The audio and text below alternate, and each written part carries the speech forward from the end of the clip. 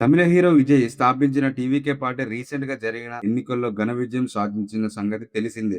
ఒంటరిగా ఎన్నికల్లో బరిలో దిగి 5 దశాబ్దాల నుండి తమిళనాడు రాష్ట్రాన్ని ఏలుతున్న ద్రవిడ పార్టీల కంచుకోతలను బద్దలుకొట్టి ముఖ్యమంత్రి కాబోతుండడం అనేది సాధారణమైన విషయం కాదు. అయితే ప్రభుత్వ ఏర్పాటుకి విజయ్ కి మ్యాజిక్ ఫిగర్ 118 సీట్లు అవసరం ఉండగా ఆయన కేవలం 114 స్థానం మాత్రమే దక్కాయి. అందుకే టీవీకేకి 107 స్థానాలకు రాగా కాంగ్రెస్ పార్టీ 5 స్థానాలు మరియు ఇతరితర చిన్న పార్టీల నుండి 2 స్థానాలు తోడయ్యాయి. గవర్నర్ 118 సీట్లు ఉంటేనే ప్రభుత్వ ఏర్పాటుకి అనుమతి ఇస్తారని గట్టిగా చెప్పడంతో విజయ్ ప్రమాణ స్వీకారం వాయిదా పడింది. ఇదంతా పక్కన పెడితే విజయ్ రాజకీయ పార్టీని స్థాపించడానికి ముఖ్య కారణమైన వ్యక్తి త్రిష. గత కొంతకాలంగా త్రిషతో ఆయన సహజీవనం చేస్తున్న సంగతి తెలిసిందే. ఈ విషయాన్ని విజయ్ ఎన్నికల ముందే అధికారంగా చెప్పకనే చెప్పారు. అయితే త్రిష కోరిక మీదనే పార్టీ పెట్టాడని తమిళ మీడియాలో భారీగా జోరు ప్రచారం సాగుతున్న వేళ ఆయన పార్టీలో ఎన్నికల్లో గెలవగానే ఖచ్చితంగా త్రిషకి ఉప ముఖ్యమంత్రి పదవి ఇస్తాడని పెద్ద ఎత్తున ప్రచారం సాగింది. విజయ్ త్రిచి ఈస్ట్ మరియు పెరంబూర్ స్థానాల నుండి పోటీ చేసి గెలవగా త్రిచి స్థానానికి ఆయన రాజీనామా చేస్తాడని, ఆ తర్వాత ఆ స్థానం నుండి త్రిష పోటీ చేస్తుందని, పోటీ గెలిచిన తర్వాత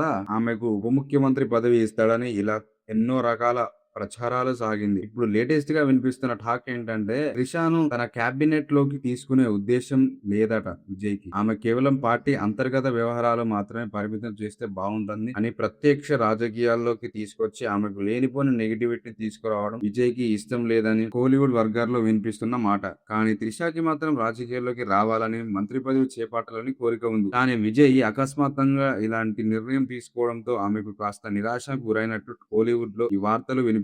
చూడాలి మరి రాబోయే రోజుల్లో ఏం జరగబోతుంది అనేది. ఇలాంటి ఇన్ఫర్మేషన్ కనుక మీకు నచ్చితే వీడియోని లైక్ చేయండి. ఇలాంటి వీడియోస్ కోసం మన ఛానల్ సబ్స్క్రైబ్ చేయండి. Thank you for watching this video.